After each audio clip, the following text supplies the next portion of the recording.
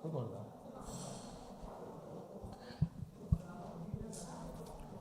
evening, ladies and gentlemen. Kindly settle down. We are just about to commence the program. For the benefit of you, I think we'll come a little late and enjoying the refreshments. I'll take 2-3 minutes to talk about MMA events so that if you missed in your inbox, you don't really miss them to come and attend the program. I think that in the month of December and January, we have been keeping our members extremely busy with some outstanding events. And yes, thank you for your support. That's one of the reasons we are able to bring you some outstanding program. And in the month of January too, we have planned quite a number of programs. Do come, and I can assure you it will be really worth investing your time in propagating your management movement. And on the 5th of January, the next event what's happening is on the 5th of January, building a robust academic entrepreneurial ecosystem. And we have the speaker, Professor Ashwin Magalingam, along with Shankar, who is the founder of CAMS and also director of Access ACOS Investment Limited, Access Investment. Why we are doing this is because this program is a must view for all academicians and colleges, because today we need to promote a lot of entrepreneurial ecosystem in the educational institutions. And Ashwin Magaling is going to share with us how could he do this very effectively at IIT Madras. And IIT Madras is really, the incubation center is doing extremely well. Please do come, and I also, all the viewers watching the program, share with your thing, especially the educational institutions. Please do send your management professionals, your academicians, your professors to come and understand what the good practices being followed by IIT Madras, so that it can be replicated in your organization, your institution, which will do a lot of good and make sure that your students are not job seekers, let them be a job givers. I think this message should be really conveyed to your students to come and attend this program happening on 5th of June. On 6th of June, we have again Decarbonizing India, charting the pathway for sustainable growth. It's happening 6th of January. What did I say? I want to know how alert you are, sir. Thank you. And it's happening on 6th of June, on 6th of January, Decarbonizing India, charting the pathway for sustainable growth. And this program is doing jointly with McKinsey. Naveen Uni is the partner McKinsey, and we have some outstanding panelists. Again, Ravichandran, President of Danfoss, Subramaniam, Senior Vice President of Product Development of Ashok Leyland, and a few more is to confirm. And please do come on 6th of January. Then on 10th of January, again towards the green economy, again we have outstanding panelists. Janakarajan is a PhD, and Arjun Bhargava and Shankar Venugopal, all the three of them are especially in their own field. Then we have on the 19th of January, Read and Grow. We'll share the name of the book very soon. We strongly believe you have to be a great leader, you have to be a great reader, and that's the reason we do programs like similar one what we are doing it today. Then on Friday, we have the third V. Narayanan Pons Memorial Endowment Lecture on 20th of January. And we have Manish Tiwari, he is the CEO of Amazon Consumer Business from Bangalore. He is going to be coming and talking to us on another important subject of retailing, how it's happening in supply chain management. On 24th January, we have an event called Well Left. Well Left is, Ashwin, in the India-Pakistan match, most of you would have watched how he left one ball, which made him get one extra run, also one extra ball. When then Kohli came and hit the sixer, India won the match against Pakistan. And the Bharati Bhaskar, her, she's a very popular speaker, debater, and comes regularly in televisions and motivational speaker.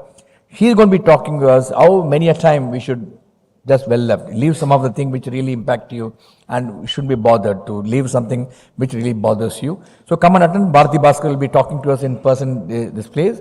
Then on 27th of January, we have a lecture on oil and gas industry, because that's a thing which is bothering with the Ukraine thing happening, how is it impacting the inflation. We have a specialist on this. Dr. Ilango is going to be coming and talking to us. And on Monday, the 30th January, we again restarting a program in Tamil, which we have been doing it every month. We'll be bringing it every month to you. A Tamil scholar will come and speak. And this program will be totally in Tamil. It will be on entrepreneurship. The title of the program is Management Techniques in Tirukkural. So the first speaker will be Professor Sundaramurthy. He is a Vice Chairman, Tamil Nadu University, and also Vice Chairperson of Central Institute of Classical Tamil. Very highly acclaimed Tamil speaker and professor. So keeping this, I think we are almost, everybody is in. Without any further ado, let's get on to the program. Today, it's a discussion on the theme of the book, Free Ice Cream. when the topic came to you, when I was told to do that free ice cream, I said the topic looks very interesting. What is the content? Maybe I was really worried about the team, and so I want to really go through the content before, because MMA we have a lot of scrutiny happens on the team and how we discuss. When I went to, then I thought it's something different. It's kindle your thought process. It kindles you to go and study what it means and how can you give everything free actually. How can it happen? But when you read the book, you'll know, because the speaker is going to share with you. So I'm not going to let you think, but it is possible, and we have to have a creative mind to think how something can be think out of box, so that it can be implemented not only for the good of your organization, good of the nation. Yes, and it's got nothing to do with freebies, but it's totally something different. Will be a discussion by the distinguished panelists. Pattabhi, Pattabhi, your attention please. Now we'll get on the stage now. Welcome, sir. Settle down. Now, ladies and gentlemen, put your hand together to welcome the authors and other distinguished panelists for this evening to take their place on the dais. Mr Ganesh Natarajan is author. Then Mr Nadesan is from Fulltime Director of SRM Group. Pattabhi is already there on the stage, and Malini, Saravanan, and Mr. Vaidyanathan is unable to join, and Anand, Srinivasan, Economist. You know, Anand doesn't need introduction. You all know him very well, and we are going to have a very fascinating evening this evening. Come back.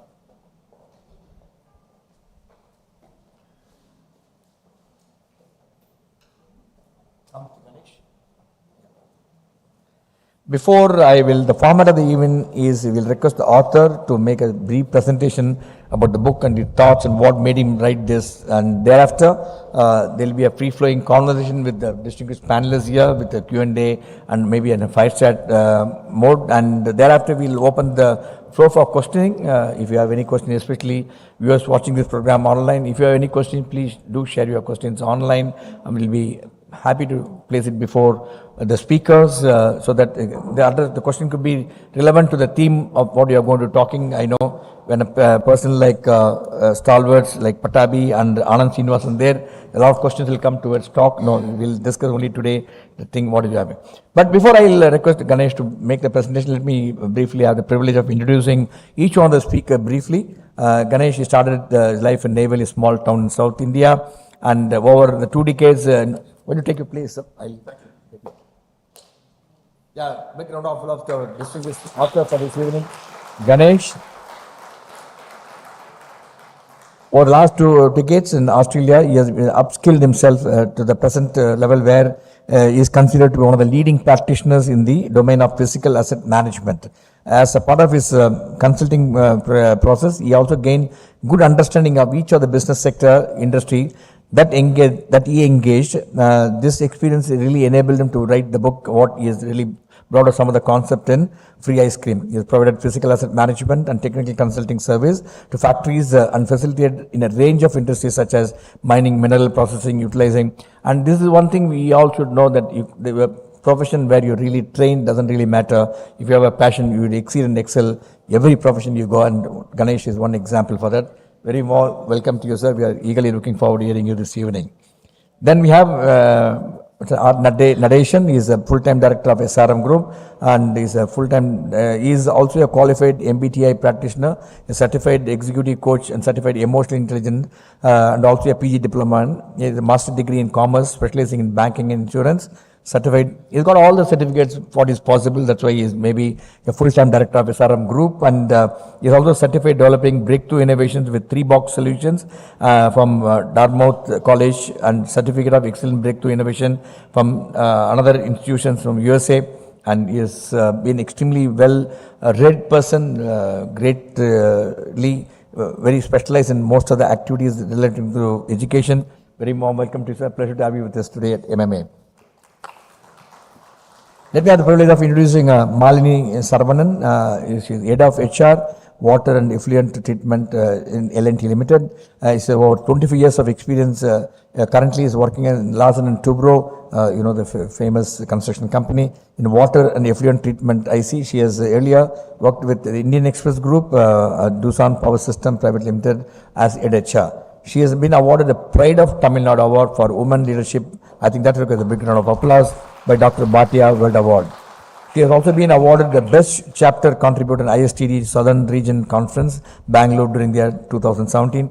Thanks for joining us this evening, madam, and privileged to have you with us. Let me introduce a dear friend, Mr. Anand Srinivasan, economist, author, and value investor. Most of you know him, and a very popular figure on YouTube, and is known economist, author, and investor. He is also a consultant from Chennai. In addition, he is also the most sought-after speaker on economic issues on YouTube.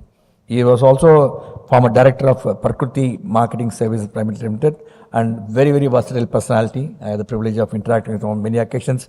It's a privilege to have you with us this evening, Mr. Anand. Then we have my dear friend Vaidyanathan. He is unable to come because he conveyed his sincere regret. He's not able to make it this evening. He's got some throat infection, fever, and I told him better stay. Otherwise, you be safe. Let us also be safe. And let me have the privilege of introducing CAB Pattabhi, author, public speaker, and teacher. Pattabhi is a chartered accountant by qualification. He is writer by passion, teacher, academic, and teacher by accidental choice. And is an alumnus of St. Joseph College and active debater, quizzer. He is voted one among the best 3 graduate students and also in CA internship in Deloitte. A member of the 3 professional accounting bodies in India. His area of specialization include corporate finance, capital market. I know him personally. He's a very good debater, good speaker, good thought leader, very sound in financial management. Any chartered accountant who is doing the course as intern, articleship, will vouch for that. They really look up to him with a lot of reference. Ladies and gentlemen, big round of applause to our distinguished panelists for this evening. And looking forward to a great evening. Now I request Ganesh to please take it forward.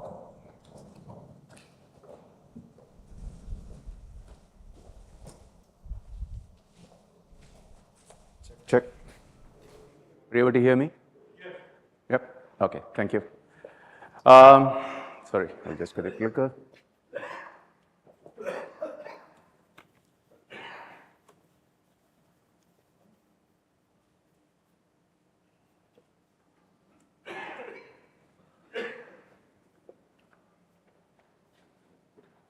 Screen level pannu.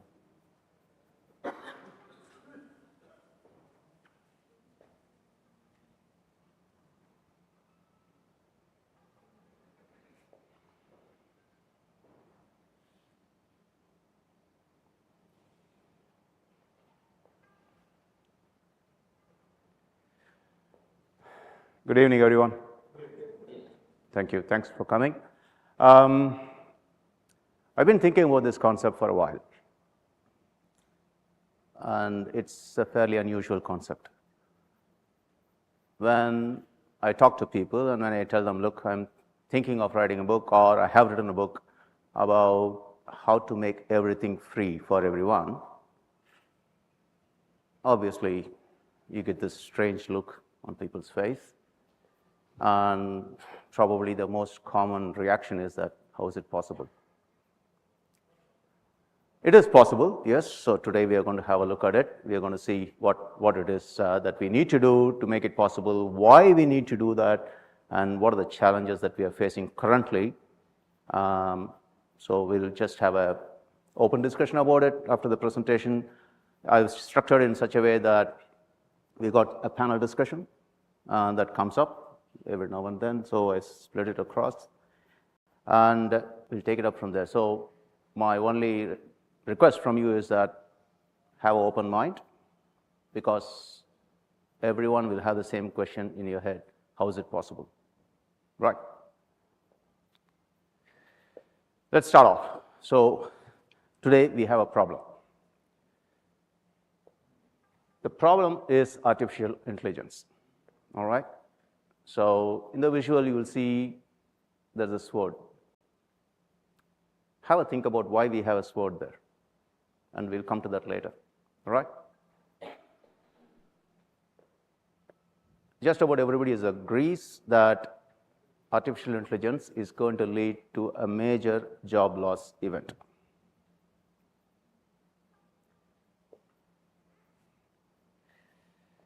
So let's look at artificial intelligence. So what we require is computing capacity, right?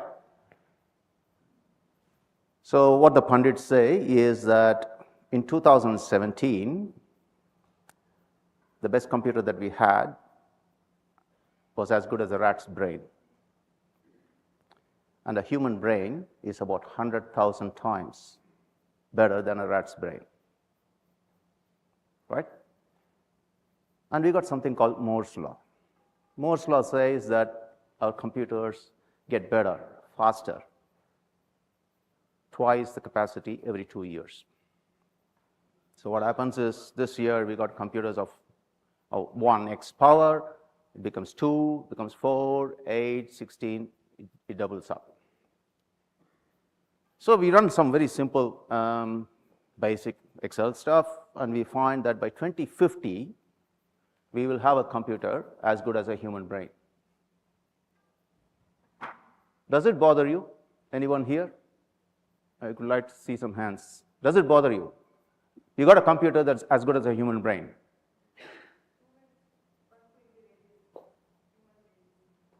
Sorry?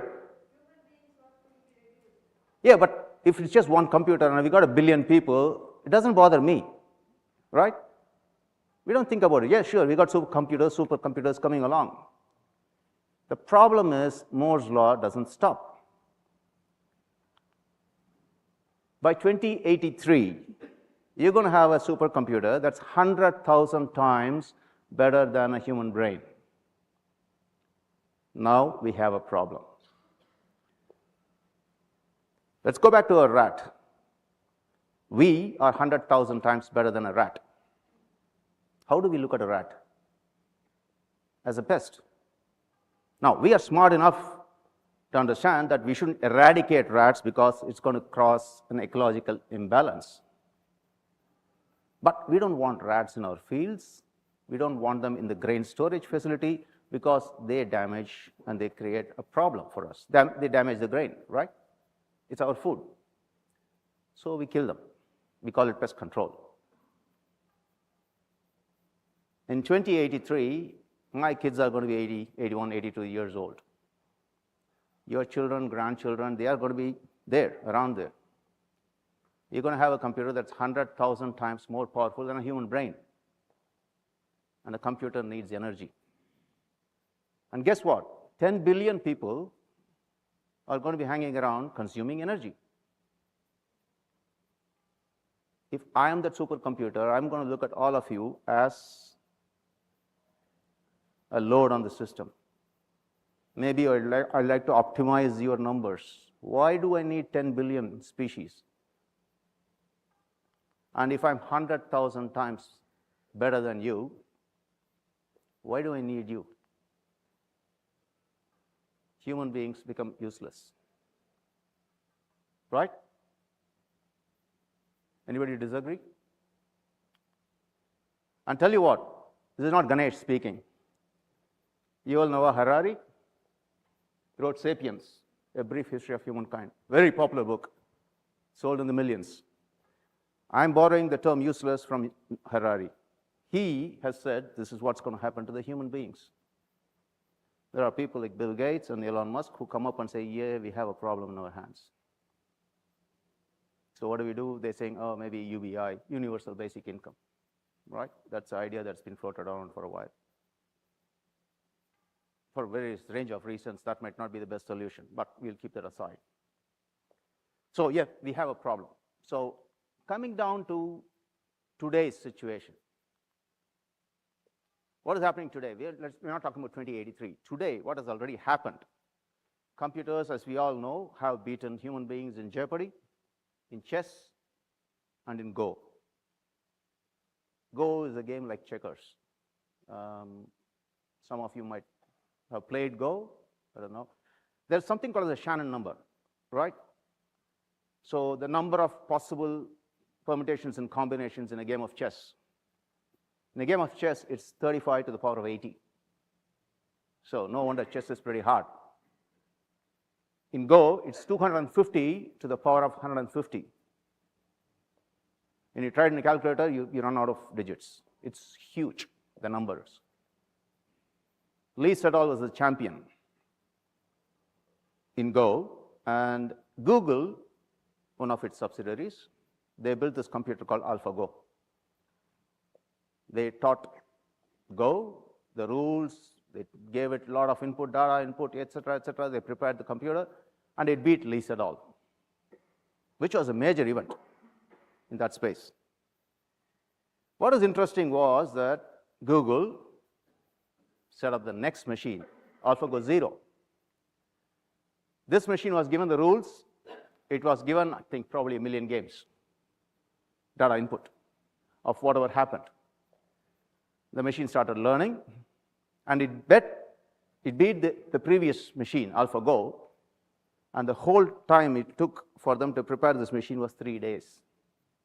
So AlphaGo 0 got data and input and prepared itself over 3 days, and it beat the previous machine. So now we are talking about between computers, okay? The human is out. And then something interesting happened. They built the next machine, Alpha 0. For 36 hours, they just gave the rules, and they told the machine, you part yourself as 2 machines, and you play among yourself, and you learn. 36 hours later, that machine beat AlphaGo 0. This is scary stuff, right? Machine learning is here today, now, and it's dealing with a complicated situation where you got a Shannon number of 250 to the power of 150. So if anybody is thinking computers are not at your doorstep, think again. But the bigger problem with artificial intelligence is this. 20 years back, when navigation came up, TomToms and Navmans and whatever it is, we had an interesting situation. We would drive around. I live in Australia.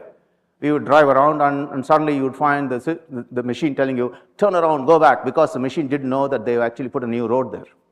So in its system, that road did not exist. So the machine is thinking, oh, you're going off-road. You're going crazy. It actually tells you, turn around, go back. Today, the systems have come up so well that if it's my backyard, I would override Google. But if I'm not sure, I would listen to Google in terms of maps, right? 20 years back, voice recognition was crazy. Today, it's Siri. Nobody calls Siri artificial intelligence. Nobody calls Google Maps artificial intelligence. We have accepted it as something that is normal. So issue is, it is AI yesterday, but it's a part of normal today. It gently creeps in, right? Let's apply the same theory to factory jobs. Yesterday, you build a factory, you need 500 people. Today, you build the same factory, you need 100 people, because sensors, which used to cost $100, they're costing $1 today. The sensor cost has come down. So why would I need a person watching the temperature or pressure when I can put a sensor and walk away? That will do the job. Simple. It makes sense, right? So I only need 100 people. Tomorrow, it's going to be 20 people. And the day after tomorrow, there are going to be no people. It's a logical progression. You can't fight this. You can't argue with this. This is what's happening. Pundits tell you that 80% of the jobs can and will be automated. And we are not talking about factory jobs necessarily. Doctors, lawyers, accountants, wherever you are doing something that is sort of prescribed. For instance, a doctor has to take a certain path to make an assessment of what your condition is and prescribe some medicines. A computer can do that very, very well. Radiology today has basically come out, especially for cancer treatment. So to the point where many of the doctors, the specialists are moving away from that area, knowing very well that there's no job there for them. Question is this: 2050, we are expecting 10 billion people, world population. If 80% of the jobs are going to be gone, how many billion people will be out of work? Any guesses? In fact, I don't know the answer. I'm sure you can Google it and there will be many, many numbers coming up. But just think about it. If 80% of the jobs are gone, are we to say that 80% of the people will be jobless? Maybe, I don't know. 8 billion people are going to be jobless. Would that be reasonable? True self-employment doing what?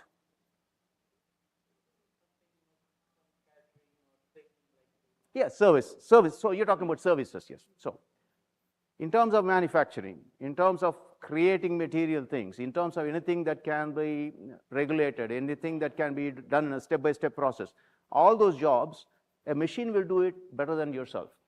That's the problem, right? It's not as if the doctor is bad. The doctor knows all the stuff, but the doctor takes an hour to think through the process, and the doctor can only think of 20 case studies. The lawyer can only look at 50, 100, 200 cases. The computer can look at a million cases instantaneously and can tell you that in 1982 in Allahabad court, this particular case was how this was resolved. So there you go. You have a precedence. Not all lawyers are going to be that good, right? We have a problem. Now, the other side of the problem is that for most of us, we go do a job, we take up work, do a job for some income, for most of us. And we need that income for our survival. We need to put food on the table. So if all of us are going to be without a job, what do we need to do? The simple answer there would be to decouple. Yes, we are doing a job, we are getting income, and we buy our food, or buy our TV, or buy our couch, or whatever it is. We live with that money. Once you are able to split it across the job and your survival, if you split it across, if you decouple it, then there's a solution. How do we decouple? There are a couple of ways. The one that I'm going to talk about is make everything free for everyone. The other option is a UBI, but UBI has got many issues. Very simply speaking, UBI is going to increase inequality severely. You're going to have 10 multi-billionaires globally, and you're going to have 10 billion paupers, all of us. And those 10 people are going to decide what is universal, they're going to decide what is basic, and they're going to decide what is income. Everything will come down to definitions. You, sir, it's enough that you have 2 idlis. That's your breakfast. That's your basic income. So I decide. I'm the one of the 10. Somebody is going to decide how we are all going to live. It's not going to be a happy situation. And those people will be smart people, and they will make sure that you do not go into revolt, but you will just barely survive. It's not going to be utopia for all of us. So UBI, we can have a separate discussion on that. Let's also take it in a slightly different way, right? Our economic system, it services us depending upon where we are in life. Many million years ago, we were in the hunter-gatherer phase, right? The biggest possession back then was a spear. If you had a spear, you could go kill somebody, and so not somebody, some animal, some prey, and you're good. You got your food. Then you started farming, agrarian phase. Then basically your ownership becomes land. If you have the land, you can till it, you can grow some crops. Then we have the industrial phase. Warren Buffett is the richest person in the industrial phase, and he doesn't own land, farmland. He owns stocks.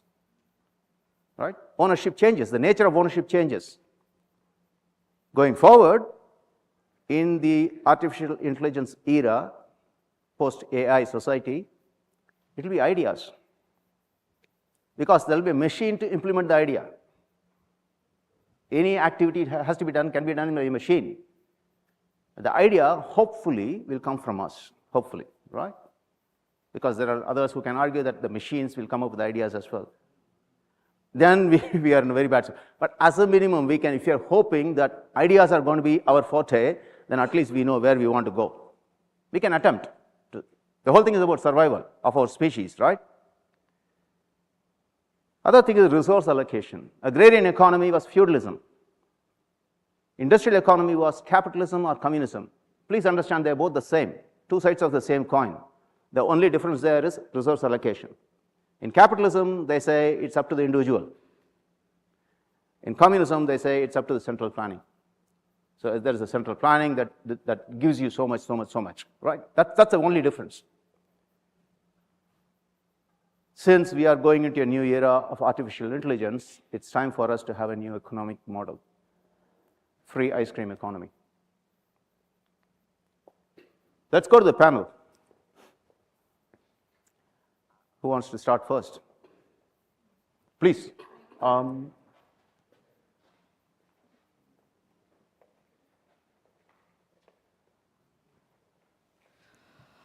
I have few points with regard to useless human. Will AI make us irrelevant?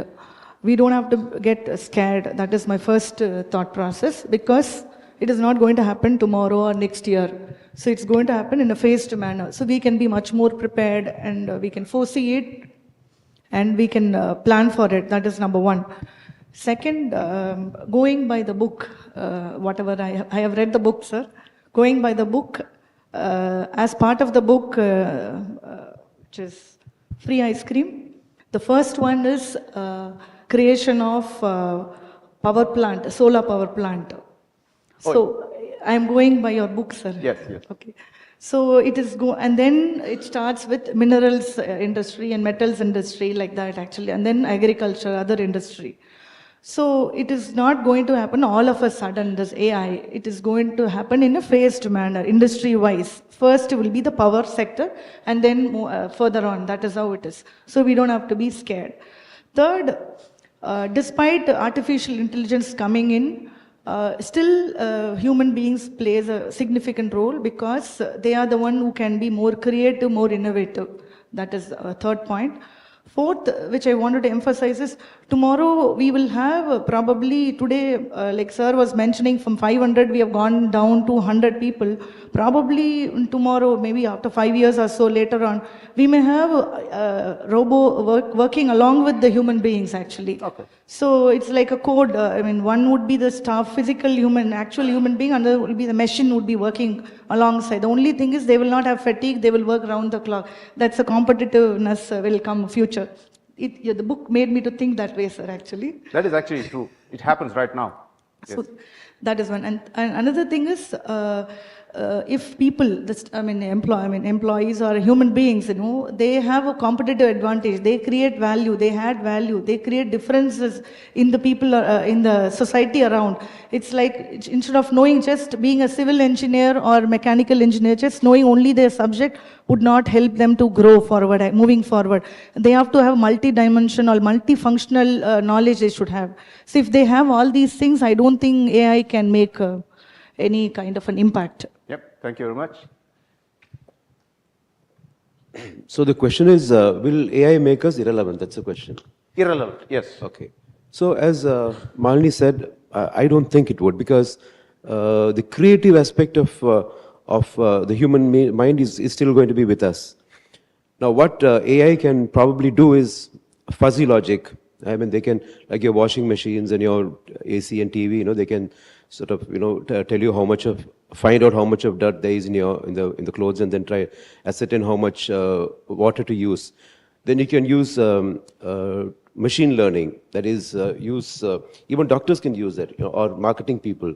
Sorry, I don't always sound this way, but I had an infection which affected my throat, and the infection is gone, so don't worry. I'm not going here to pass the goodwill, but I just sound bad. So when it comes to machine learning, that can do probably predictions, extrapolations. They can say, okay, so much of people have walked in, so this is the revenue for next year, or this is the kind of business that you could get, or a doctor could use it to say so much of patients we have seen, and these are kind of disease that we could expect, and you could predict for the future. Then if that comes in huge volumes, then you have your deep learning.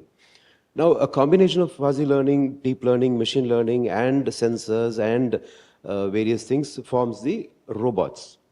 Now, the robots can do jobs that otherwise the human being cannot do. For example, they can go into excavation. And even though, as Mr. Ganesh said, everything what he talks about in the book is everything that is freely given to us by nature can be technically taken, distributed free. But it's not possible because you have to excavate it, you have to harness it, you have to distribute it. There are a lot of expenses involved. So dangerous terrains, jungles or going into mines, a robot can do that work. And there are humanoids now. I mean, they can talk to you, they can coexist, they can work along. There is one in the US, Sophia. And then you have, so I don't think they can, basically the understanding is you need human intelligence to feed artificial intelligence.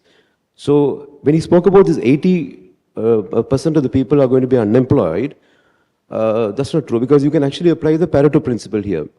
20% of the people who are going to do the job can probably get that 80% result. That 80% who are going to be otherwise doing repetitive, normal, routine things, they can do other things, for example, more creative things. Today, a driver's son will not become a driver. He's studying to be an engineer. So what are you going to do for the driver in the future? You need driverless cars. Then a robot, somebody who cleans the house. So all that has got to be replaced with something a little bit more mechanical, so that that can be done by the creative element can be done by the human mind, and the routine element can be done by the robots. So that's my take. Yep. Thank you. Yeah, thank you.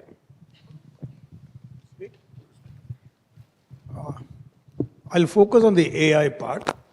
I'll not go into the book at this particular point in time. There are both sides to the story in my view. Point number one is that AI is definitely a challenge that we have to wake ourselves to. At the same time, we must also realize, recognize and understand that down the years from maybe the 90s or 80s and overs, people have been talking about how technology will take over our lives. I come from the accounting profession, so let me give a couple of quick examples. When computerization first came in, people said accountants are going to go away.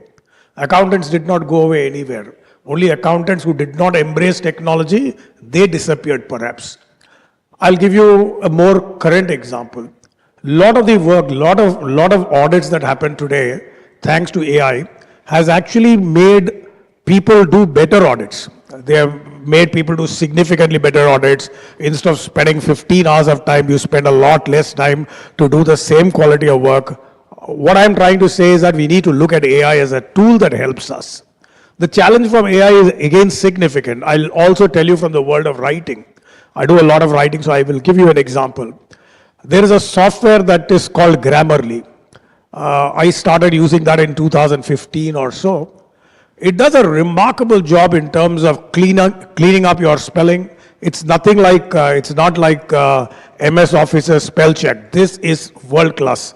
No, it cleans up your grammar, it cleans up your spelling. It tells you if you use this tense, it'll read better. And if you make all those modifications, it reads significantly better. Today there are tools that talk about you give some information and an AI assisted software actually writes a paragraph, not a paragraph, meaning quite a few paragraphs. What I'm saying is that if in a creative area, forget about accounting for a moment, in a creative area AI can do those things, and everybody thought creative area is not something technology can take over, then the challenge is there. I don't think we can just close our eyes and say, hey, AI will do nothing to me, I'm the brainy guy, etc. At the same time, Ganesh, I also want to tell that, no, if you look back, new jobs have always come up. I understand that today the challenge is we do not know what will be the new jobs. But 10 years ago, 15 years ago, I don't think we ever thought there would be a Swiggy. We never thought that there will be Uber drivers. We never thought that there will be drive-you possibilities. So new jobs will come up. If, like I said, no, I don't know what will be the new jobs. Many people, including those whom Ganesh was quoting, saying 80% of the jobs are going to disappear. They also don't know what the new jobs are going to be, but new jobs are going to come up. So, to cut a long story short, my take is that AI as a challenge is important, but I think we need to embrace that to make our life far more simple. Google Maps was a classic example that Ganesh gave. And at the same time, I'm not too pessimistic to think that everything will go away. One way to look at it is say, okay, 50 years down the line, I'm not going to live, so what? But I'm not taking that route. I would, however, like to believe that this is going to simplify a lot of things, will make us do more important things. Maybe, like Ganesh says in his book, you could spend your time doing things that actually excite you. And lead a life that's far more comfortable. So I don't think we are really going to lose out in the next few years.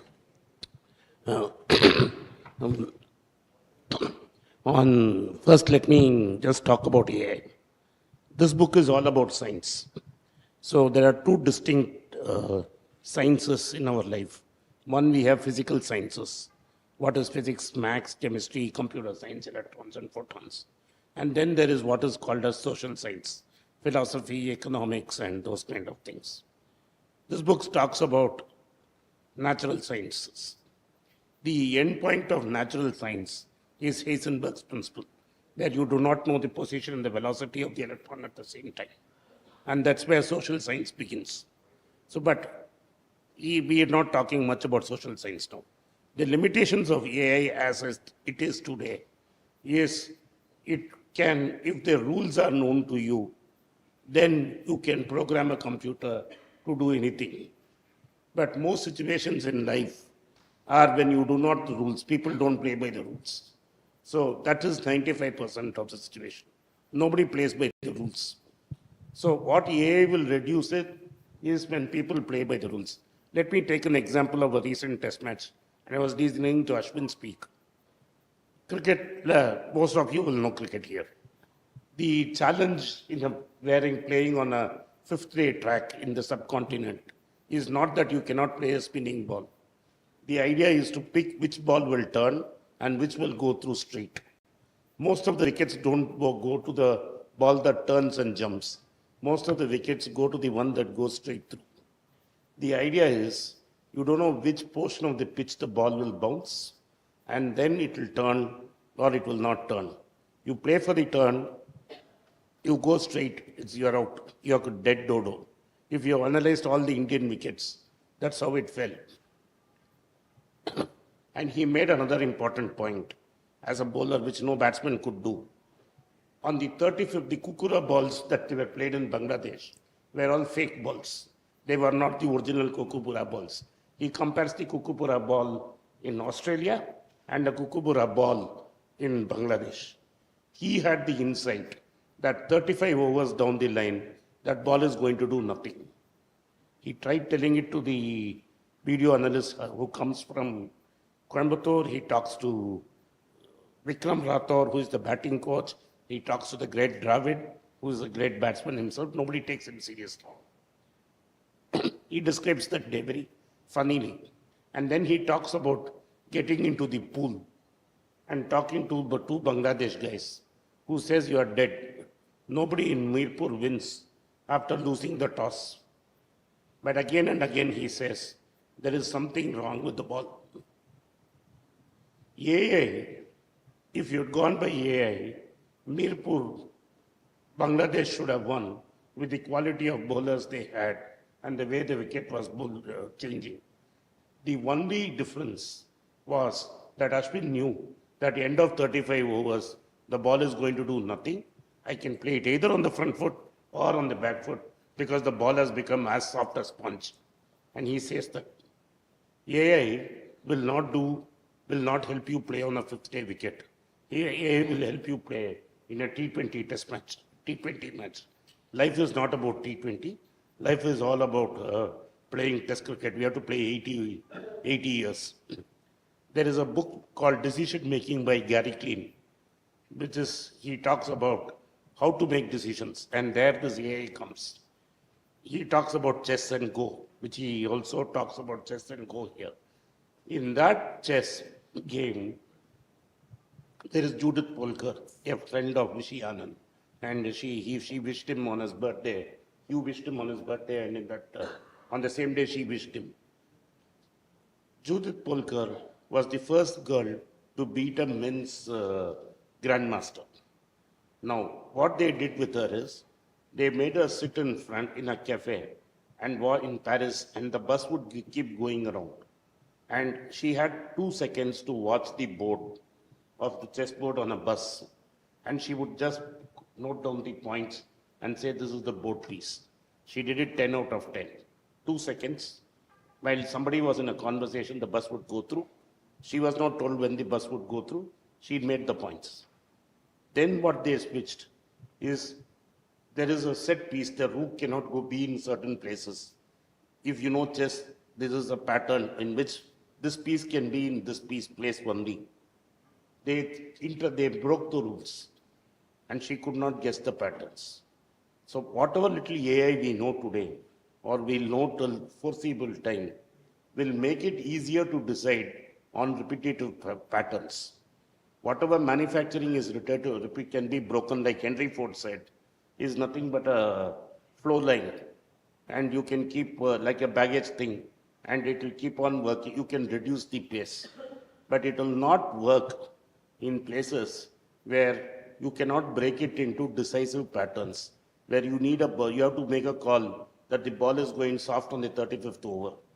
And even because I'm a bowler and I can decide the ball is on the 35th over, my batsman has to believe me that it is going soft, because some other games are going to be played on his minds. So this is the IA has a big limitation. Yes.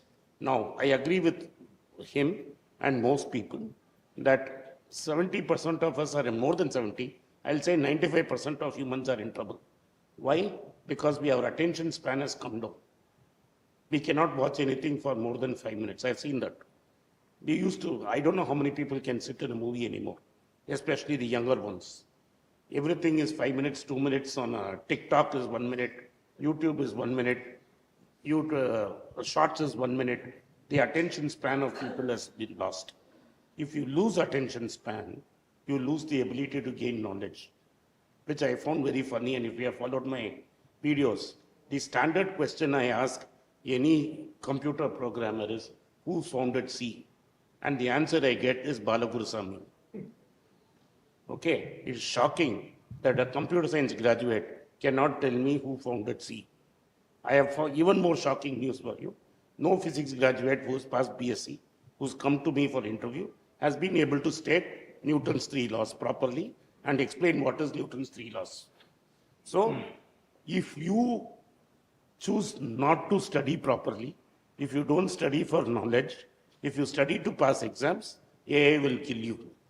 But if you are going to accumulate and compound knowledge by reading at least 50 pages a day, you have nothing to worry about AI. This is my point of view. Let me add one more. Thank you. We are running short of time. Just one point. Sure. Let me add one point on this, sir.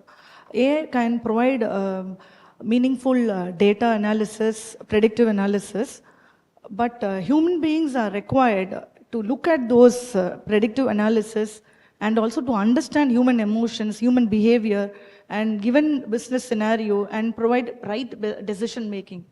This is what I want to add on. Thank you. Thanks for your input. Varied views came across, and that's the whole idea of having a panel discussion. It's not just about one way of looking at it, just different views. I'm getting the feeling that we are living in today, going across it. We are looking at our computing capacity and the things that can possibly happen. We have seen today's examples in real life, and we believe that human beings can still manage and better computers. I think we have a problem right there. In 20 years' time, once again, we cannot predict what's going to happen in 20 years' time, but we can certainly see computing capacity going further. And in 20 years' time, things might look very, very different. The bigger point is, if all people are not going to lose jobs, and if you're going to get new jobs, that's great. But as a species, if this is going to lead to our extinction, then we need to be prepared. So as a minimum, we need to have a plan B.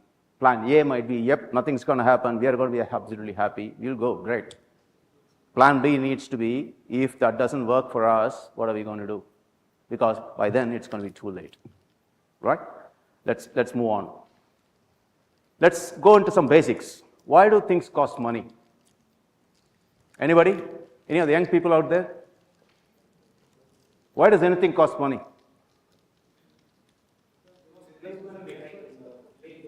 Labor, yep. Investment? Material cost?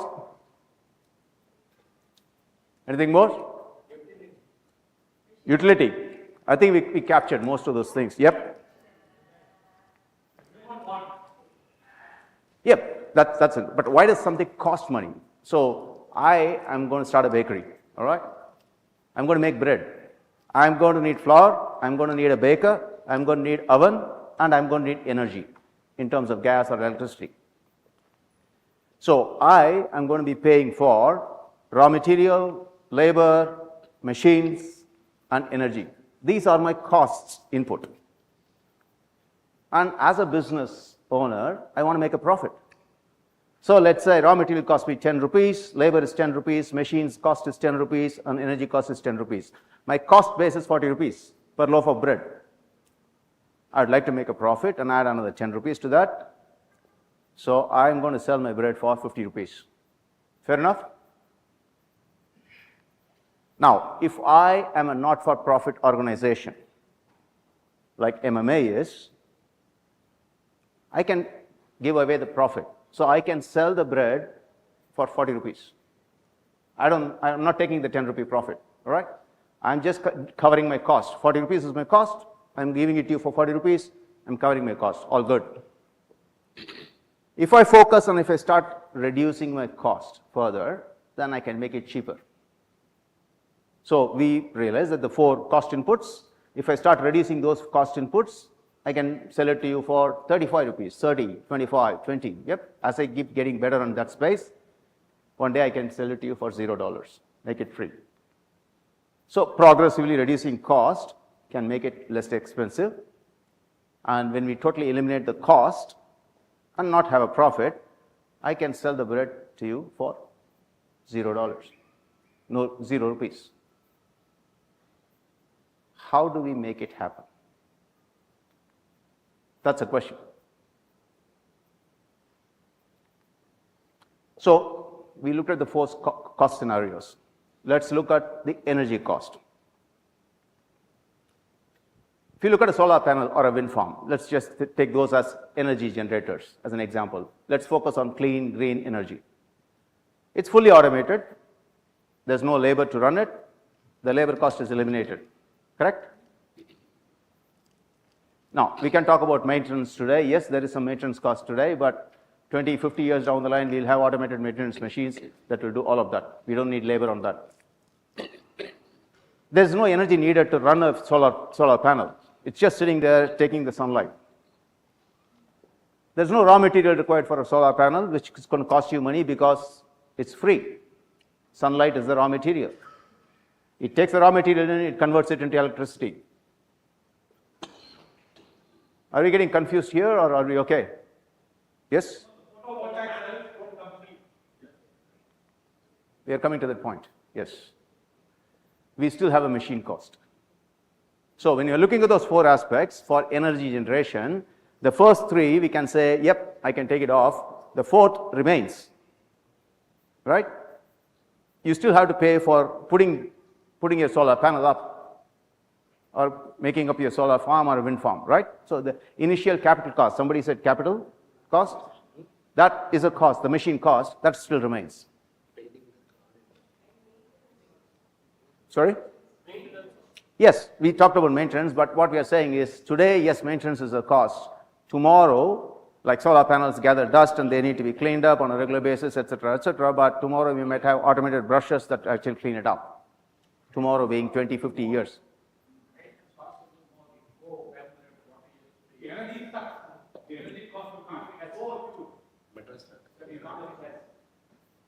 No, I'm saying maintenance will be labor free. No, that's all I'm saying. When we say in the first point, it's fully automated.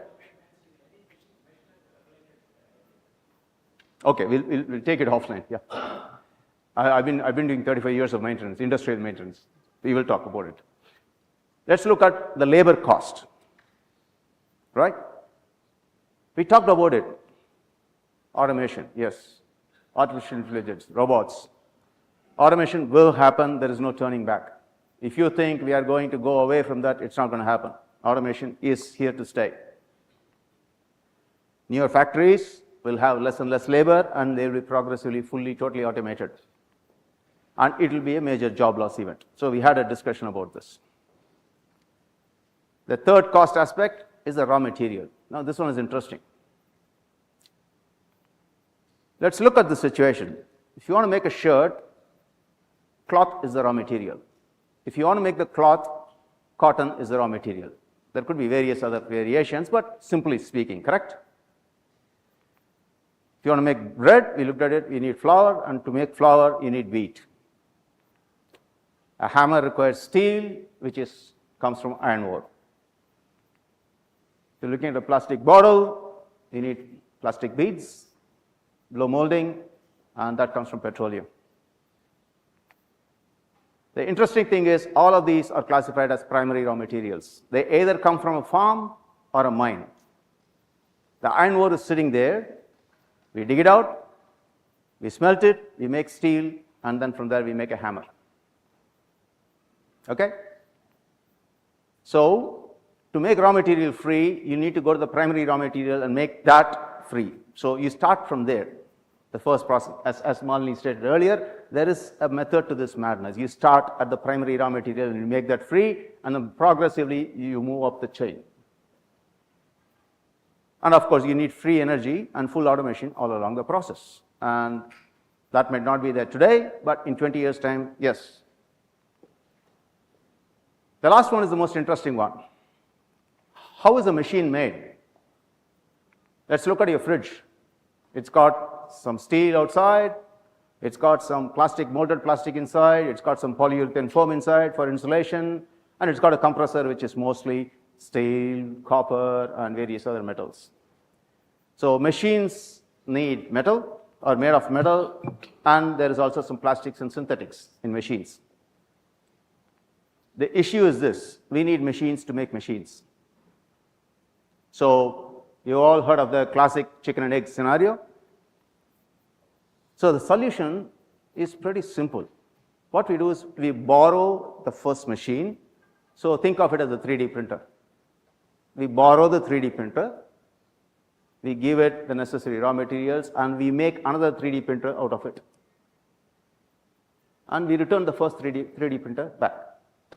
So you borrowed the first one, you replicated it, basically made a copy of that, and you gave the first machine back, in principle.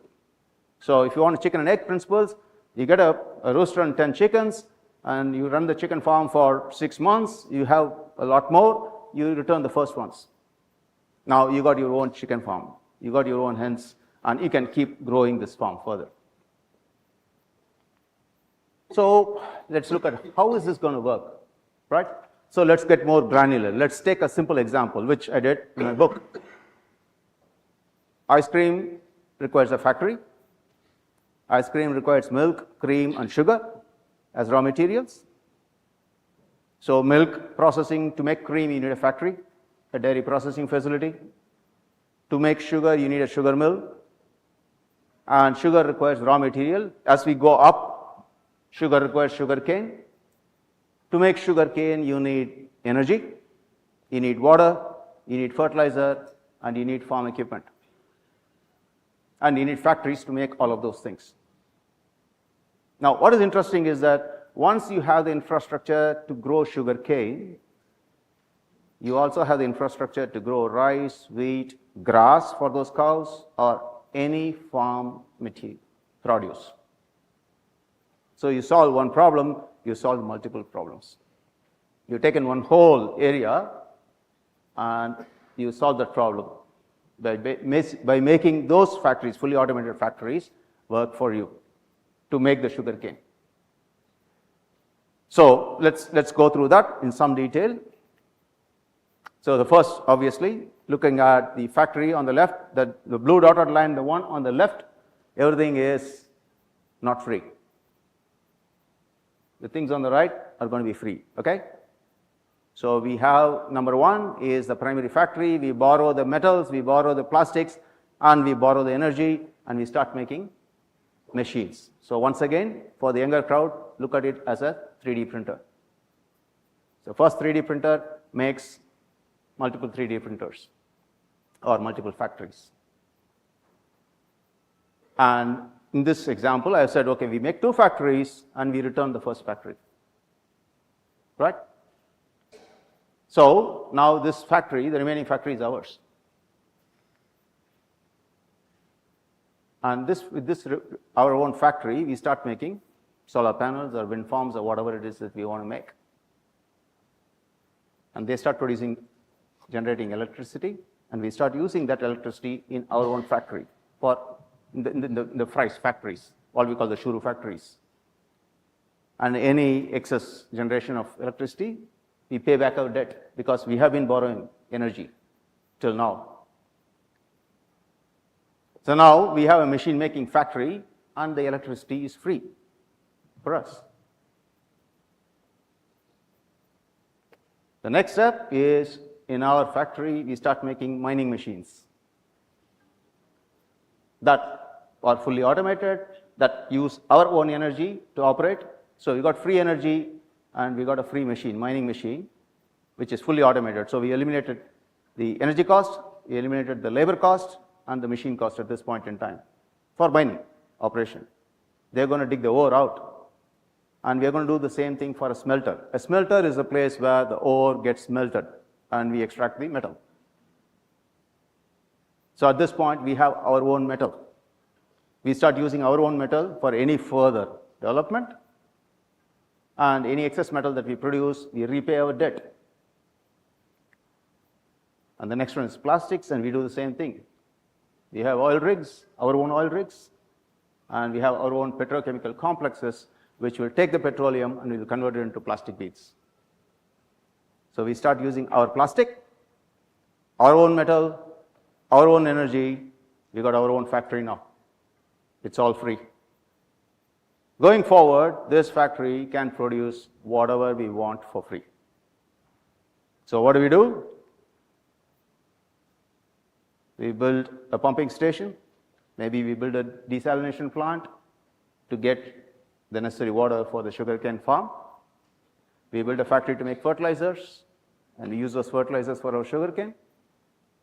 We make a factory which produces automated free farm equipment, which is powered by the energy that we produce, and that takes care of all the farming needs. And in the same process, we take care of the cows as well. It's got the water, it's got the grass. So we got free farm produce for all at this point in time. And the next step, obviously, we follow the same process. We build a sugar mill, we build a dairy processing facility, we got milk, we got cream, we got sugar, and then we build our ice cream factory. We got free ice cream for all, right? You take the same process and you apply it for any material things. You want this to be made? Done. You want the chair to be made? Done. That light bulb? Done. It's the same process. We have addressed the 2 core sources. One is a farm, one is a mine. We started from there, we automated that part of the process, and progressively we moved into the economy. Whatever you want, yes, it can be made. And it's absolutely free.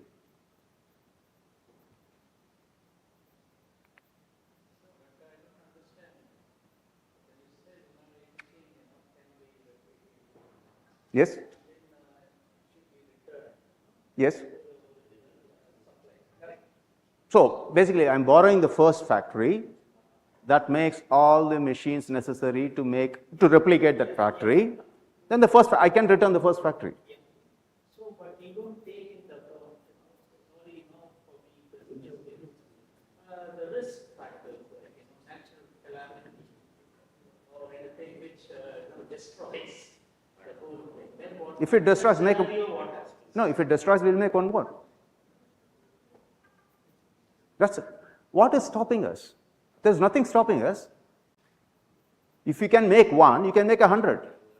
Right? That's it. Yes. Yes. I'll come to that. It's a good point. Sorry?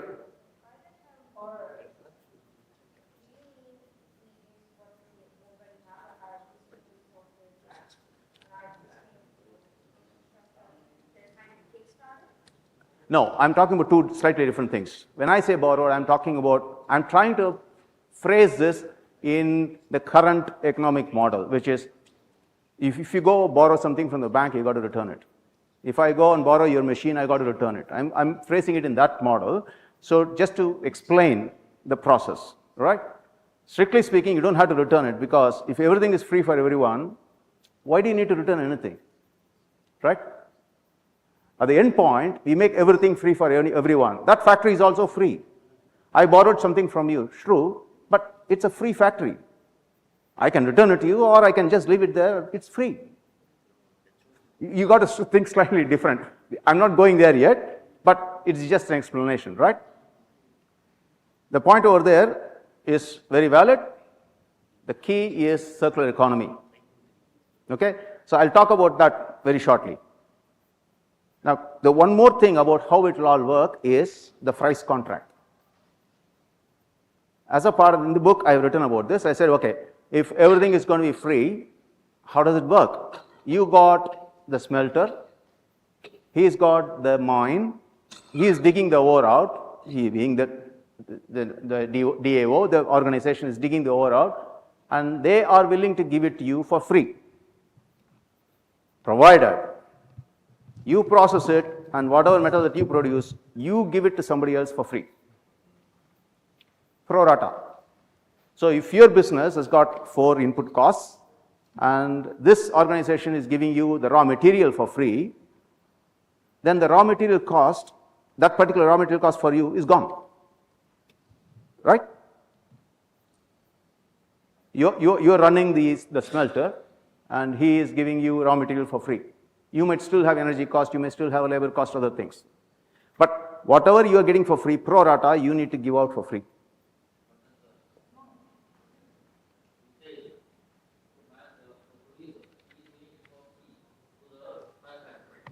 Yes?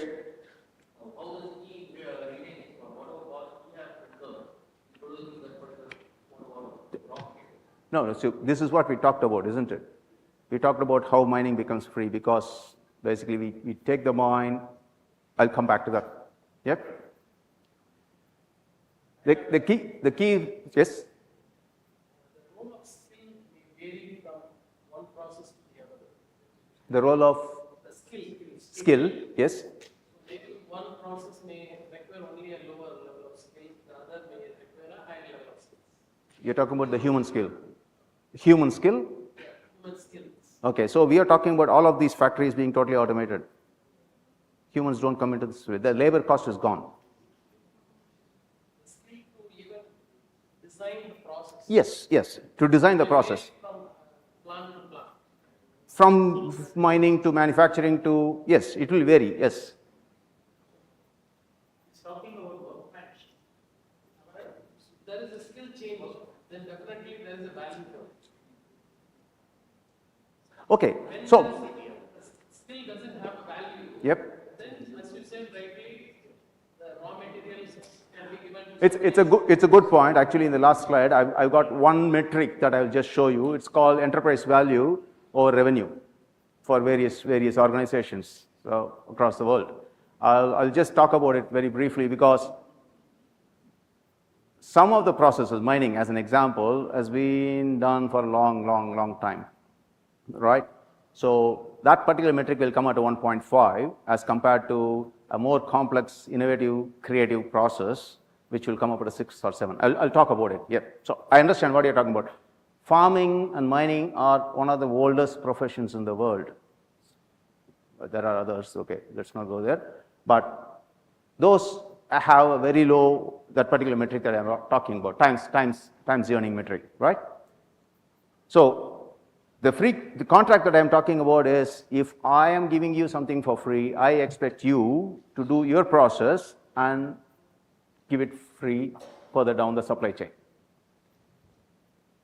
I'm saying that for a reason. Later we will probably understand that, right? And let's be clear, guys. In 45 minutes, all of this is not going to sink in. You're going to have lots of questions, and that's the beauty of this session.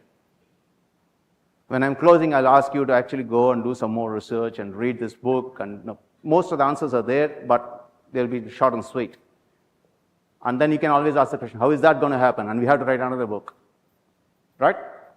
This is a start. So that's how we make everything free. Obviously, exactly what I said is you're going to have a lot of questions right now. What about automation? What about poverty? Are we going to eliminate inequality? Preferably, yes. If everything is free, what am I going to do? Sit in front of TV for the rest of my life?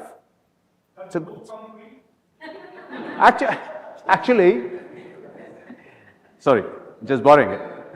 I will read this out to you.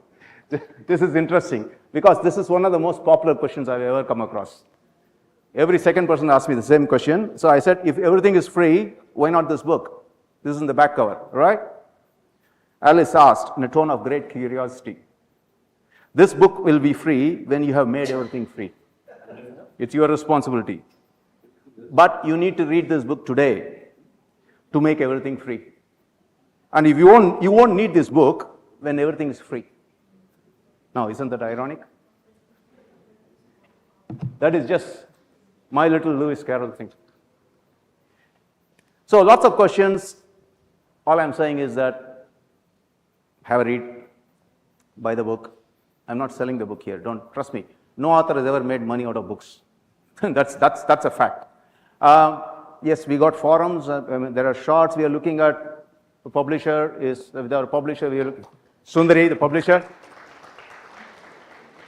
We are looking at getting the idea across. You are all a part of this journey. It's all of our responsibility. As the panel said, not a big issue, artificial intelligence. And if it's not, great. Yep, we're all absolutely safe. But if it is, and I have a strong feeling that it is going to be not an interesting ride in the next 20, 30, 50 years, then we better start working now. This is serious stuff. Basically, we are going to a new era, right? So I just thought we'll address 2 or 3 questions and bring the panel in. If everything is for free, what next? How and why are we motivated? There's another part of the price contract that I have penned in this book, which says, as an individual, earlier I talked about a company or an organization that said, if you get something for free, you need to give it down for free, right? Here I am saying you are the final point in that supply chain, the end user. You get everything for free, yeah, for sure. Only if you continue to engage in education, social, community, or volunteering activities. It's a social contract. The last thing we want to do is have the whole population sitting in front of TV and not being productive. We will just decay. I mean, we don't need anything else to die as a species, just that will be sufficient. We need some motivation, we need something. My pet aspect out of all of those is education. Chapter 15 is just education. I'm saying, why should we stop education when you're 20? We did that because of the Industrial Revolution. You study for a while and then we throw you inside the factory where you can start making widgets, right? We needed people. So that's how we all started forming this particular system of studying till you're 15, 16, slowly we are pushing it up to 20, 21, 22. But once you're done your, let's say, engineering, what next? For the next 40 years, you don't touch a book, you don't look at anything, you just keep going. That will not fly in this new economy. You go back to college, you do one subject every semester till you are 80. Most of the people are not going to like it, but the fact is, innovation requires 3 things, all right? 1 plus 1 makes 3. That's innovation. You need to know something about 1, could be biology. You need to know something about 1, could be physics. Then you can make up a 3, which could be biophysics. You need to know about multiple things and bring them together to bring new solutions and new ideas.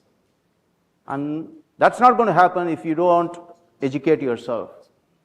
And an educated population In some cases, it's always a better population. All right? You don't have poor governance. Hopefully, we will have better governance. So that is one thing. So you're not going to be sitting in front of the TV. Yep. 7 billion heads. Why should we be moving this widget from point A to point B? Why can't we all be thinking creatively? So with more education, that's going to happen. And the next thing somebody is asking is that, hey, what work? Now that we got everything for free, say we are all done. No, we are not. Human needs are never ending. We will always be creative. We will always be wanting more, different, something different. It's 50 years back, nobody thought of an iPhone. Today, nobody can live without a bloody smartphone. We are there. So let's go to the panel. Mr. Pattabhi, if everything is for free, what next? Why are we motivated? First of all, I don't buy the idea that everything is going to be free. Okay. Second thing is that one could still be motivated. I think you made that point when you said that nobody earns a living out of writing. Okay. Yep. Now you wrote this book knowing full well that you're not going to get compensated enough. That's okay. So, nevertheless, you went ahead and did. So something like that is what will possibly drive people. Good point, yes. Yeah. That is what will drive people to do that. That That can be the only thing, but I have a fundamental issue about everything being free because what could happen is that no majority of people may not be motivated to do many things. So that they'll continue to learn is a good idea, but the question is, why should I learn? So I really do not know. For a moment, taking the point that it worked. I think in your book you say that USA refused to accept it and all that. Right? Am I right? Sorry? You said that United States did not go ahead and do with this in your story. Oh, okay. I was just looking at showing different scenarios. Yeah. Yes. So what I'm trying to say is that there will be people who will say, no, this is not going to work. Let's not do this. True. So that's why I'm saying that everything being free may not necessarily happen. There'll be serious problem about motivation. And if everybody is going to have everything, that's the very, I'm just using a phrase, don't mistake me. That's the very antithesis of what we understand as a market economy. Okay, it's the very opposite of what happens in a market economy, where therefore the motivation would go down unless everybody becomes, again, my word may not be the right word, everybody becomes spiritual. Spiritual in the sense that if this is there, it is all right. If it is not there, life is fine. That is something that can happen. So we have to be careful about that. So actually, it's an interesting point that you make. About 40, 50 years back, water was free, right? None of us really looked at it as, oh, it's amazing, it's free, now I'm going to relax. Air, even today, is free, right? You only breathe 15 times. You only consume what you need. When something becomes free, human beings, being what we are, we tend to focus on something else. So if all these basic essentials are free, the idea there is that I'm not worrying about these things, I'll start worrying about something else. Hopefully that something else might be the next beneficial improvement for human race. Possible. Quite possible. Fair enough. I mean, we don't know, but that's one way of looking at things. But sometimes I also think that if you offer something free, its value comes down. I think he was asking whether you can give his book free. Yeah. You give it to him, he will not read your book. Charge him $300, he will read it. No, I'm serious. For having, maybe it goes to behavioral finance, but having paid the $300, even if the book is bad, I'm not saying your book is bad, your book is good. Okay, even if it is bad, I'll say, no, I must read it because I paid $300. Reality is slightly different, but that's okay. Anybody else has got any comments? I'm sharing my view in the context of this book. The character also similarly had a doubt whether everything can be free. So that point of time, the professor says, if you are convinced, if you have the conviction, then only you can create that kind of an opportunity. So in that context, I'm just posing a question to all of you. We get air free. We breathe in oxygen. It's free. Does it mean that we don't know the value? I'm just parking this question. It's a good thing to consider, yeah, to ponder over, yeah, for sure. So, according to the Maslow's hierarchy of needs, if your basic needs are met, your food, clothing, shelter, then there'll be a lot of other benefits to the society. For example, there won't be theft. There might not be any robberies, and except those things will be eliminated, and people might shift their concentration to better things, to more creative things. But then again, I would say that such a society is not possible. Everything cannot be made free. But I would like to put it in a different context. You cannot have everything free, but you can create a freer society, meaning they're free to do whatever they want to. For example, they can do, instead of doing repetitive jobs, they can do more creative jobs. They can do what they like to do because their basic stuff is taken care of. Their food, when they come home, they don't have to, they're out of the rat race, They don't have to slog for a living. They can focus on something a little bit more enjoyable. And that way, I think that might sound a little plausible. But I don't know whether everything can be free, because the market will not allow it. I mean, there are so many factors which is involved. For example, if you give me ice cream free, I won't take it. I'll be suspicious of that. But maybe something else, all right? And I've seen a lot of things. There was a person who came, he used to do a Buddhist monk. He converted Buddhist monk. He sold his program as priceless. First day he had people going in. After some time, there were no takers, because it's not that people didn't see value, but when you don't pay for it, as the professor said, when you don't pay for it, you don't see the value for it. But that's my take on that. Yep. Now, look, it's pretty common across our generation, if I can use the term our generation, to consider something, to be suspicious of something that is offered for free, right? Because that is our generation. This is how we all grew up. So it's pretty hard for us to actually think different, think outside of that box. So for 200 years, we've all been under this particular economic thought process of, yes, everything has to have a value and I pay for the value. And money is an excellent tool, believe me.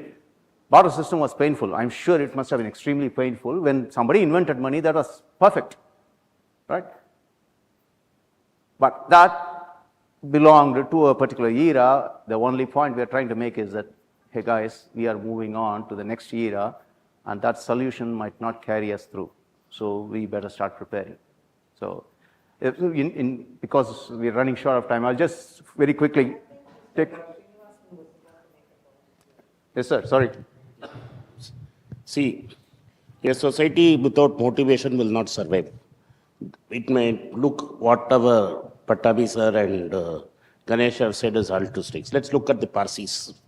We know for sure Parsis are the first community that are going to vanish. They are less than 1 lakh Parsis as we know today. They are the most successful, one of the most successful communities in the world. They are the richest community in the world. They have more than 1 lakh of flats empty in Bombay, which can be occupied only by Parsis for free. They are no takers, because there are not simply so many Parsis around anymore. A society that does not have motivation will not survive. The next big society that is going to vanish is Japan. Japan as a society, as we know, will vanish. It's a very sad thing in Japan, man. Parsis, we can't help. We know it's done and dusted. There's no reversal of the process. Japan, there's a hope that there may be a reversal of the process.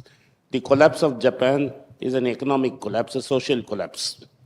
In spite of it being a society where most of things would have come free, Japan has collapsed. It's declining. It's past the stage of being able to revive itself only because from 1989 of the great crisis, the wages have not gone up at all. Real wages in Japan have been continuously going down for the last 25 years. Even today, there is not enough inflation in Japan. They printed and gave money free. Since we are talking about free money, Japan gave money free. Okay? Japan has had negative interest rates for 40 years now, from 1989 to 2020. The Japanese have not taken it. And then Elon Musk put it out in a tweet and said, as we know, Japan will die. This is two societies. There are two major flaws, according to me, in this argument.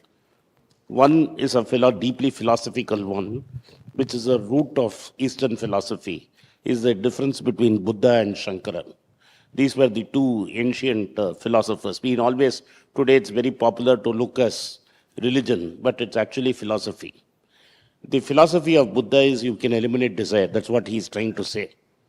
And that was very widely popular. And Ashoka embraced it, and it went to Sri Lanka and everywhere else. But it died in India. Because Shankara argued 400, 500 years down the line that if you eliminate desire, there is no way the human race will survive. And that is exactly what happened to the Parsis and to the Japanese. The third country where the trend is very clear is Germany. It is now clearly accepted.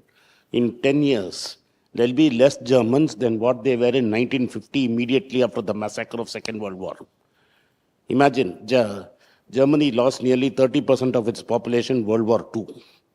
And by the time 2030 comes, there will be less Germans in total united Germany than what they were in 1950. So this free argument doesn't cut. Yen was free, yen had value, yen was a much sought after currency, but nobody took it. The Japanese government gave it free. But they could not incentivize the producers to give enough of it to the worker. Real wages never went up. So there is a problem in this. The second is a misunderstanding of what is money. Money is not something that government creates. Government has no money. You should understand. Government just prints what you believe is money.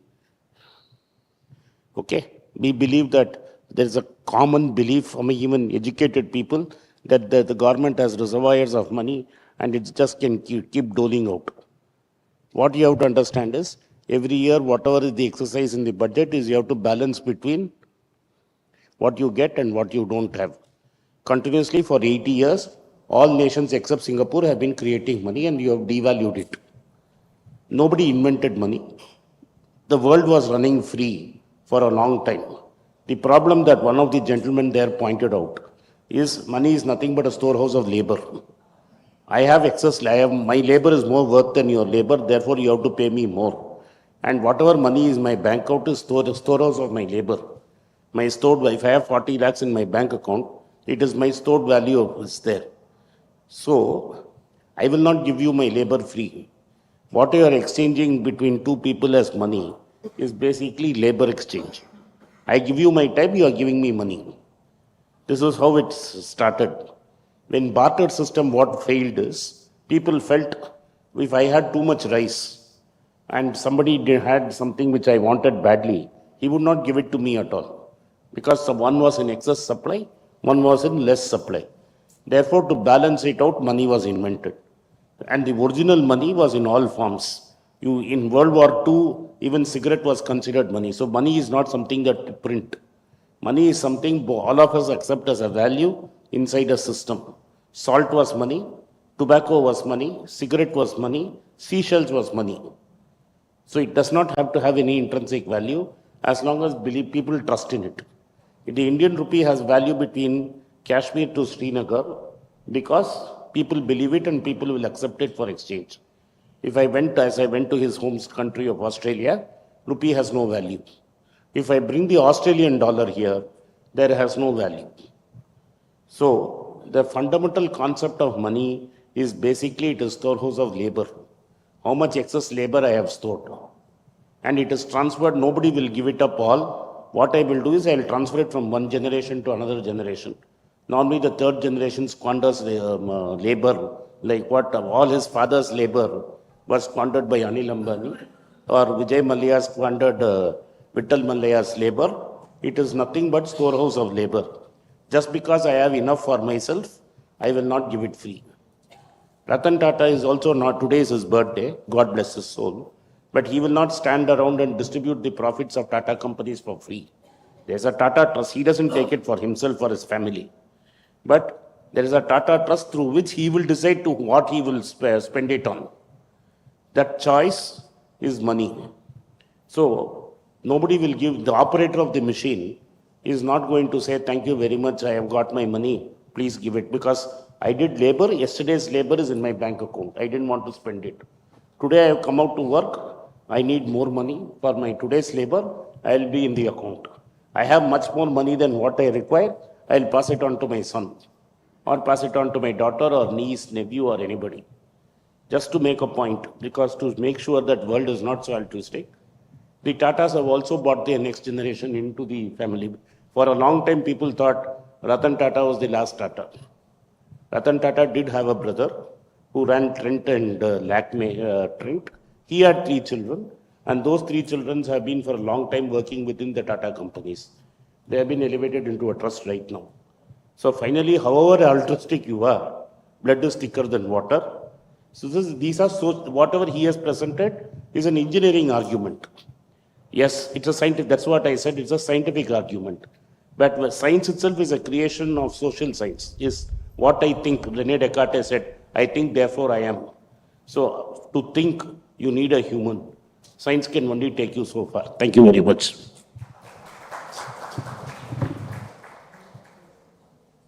Can I just make a point?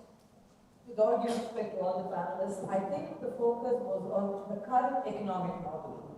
I think the focus of the book is actually looking at it from a future perspective. What happens when things change? So I think that was probably the focus of the book. No, what I am trying to say with due respect, ma'am, is money has been around for more than 5,000 years. Absolutely. Right.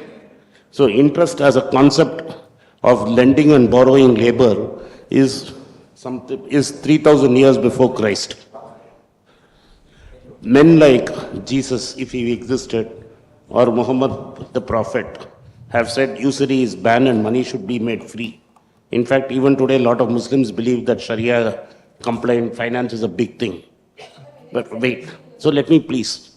So, and the strictest country in Saudi Arabia is the strictest, I lived there, is the strictest Islamic country.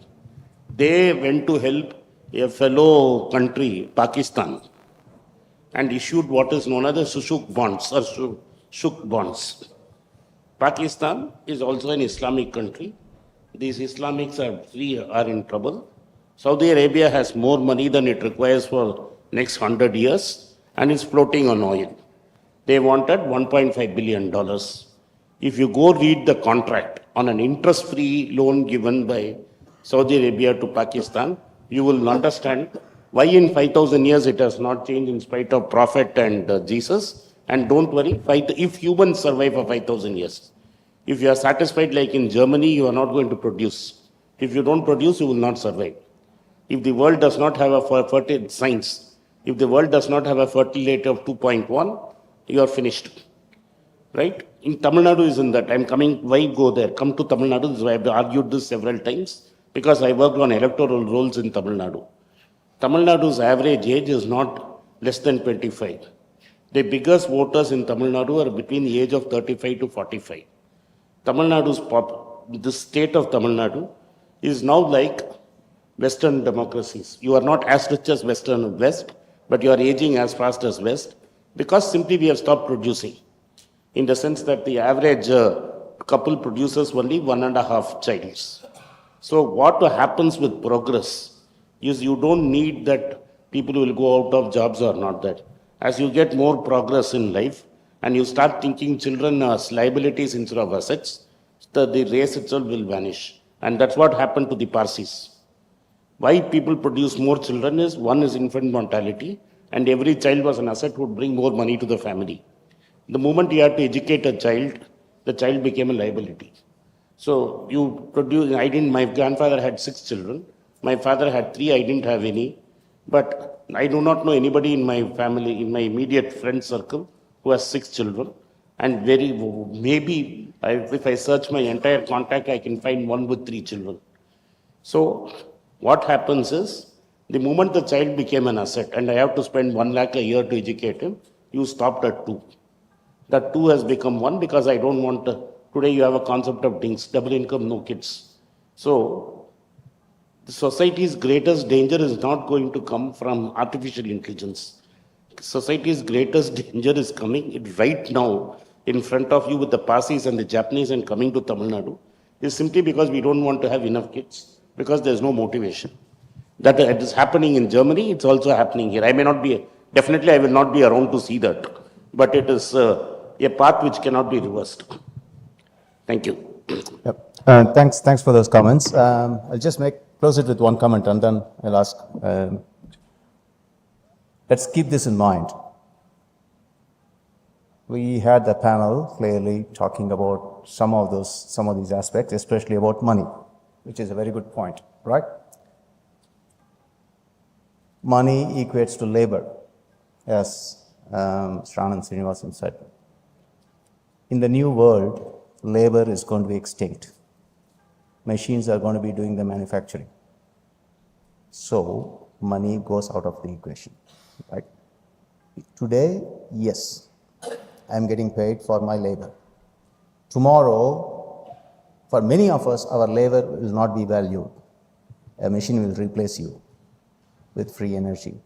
The idea is that we will accelerate that, we will slingshot that, we will use that potential technology and the development, and we will make things for free for everyone, because if we don't, we are looking into a very dark space. So that is the reason why this book was written.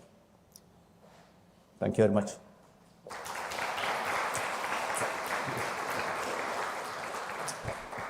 Thank you, Ganesh. And the discussion is only to provoke you, and I think we have done it fairly well. Over 600 people are watching this program online. The number of questions have come. Just for your information, the questions what is come is, yes, computer got introduced, LIC went on a strike, and you know what happened. Computer, I think India is ruling the world in terms of the progress, how much job it created, computer. So it may be a fear of unknown, and only time will tell. They're not disagreeing. They also got a cost. Borrowing is not free. Everything has got a cost. Then they also said the income lost, then service, you can do everything from. They also think, how do you do idle mind, which you addressed? How do you know? When you give everything free, the idle mind is one which is very, very dangerous. So how do you handle that? So there are a number of questions which come, and thank you, gentlemen. Big round of applause to distinguished panelists and the author.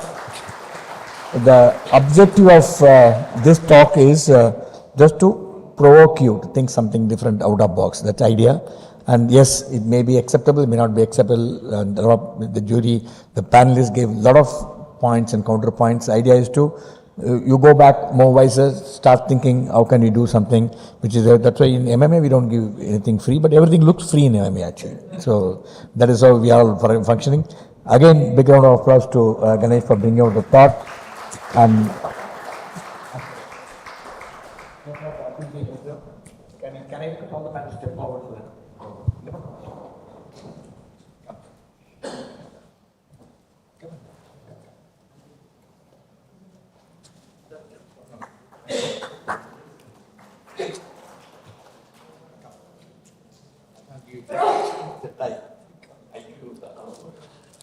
Come on.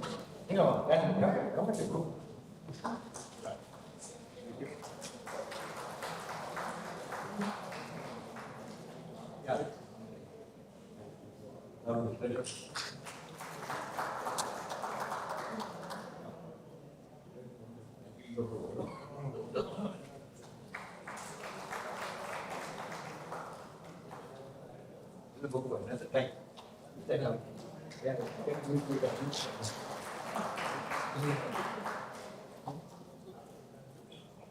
Thank you, ladies and gentlemen. I think we come to end up. We are washed out by 10 minutes. Doesn't matter. It's a good subject. Sometime we can do that. Bye bye. See you. Good night till we meet again.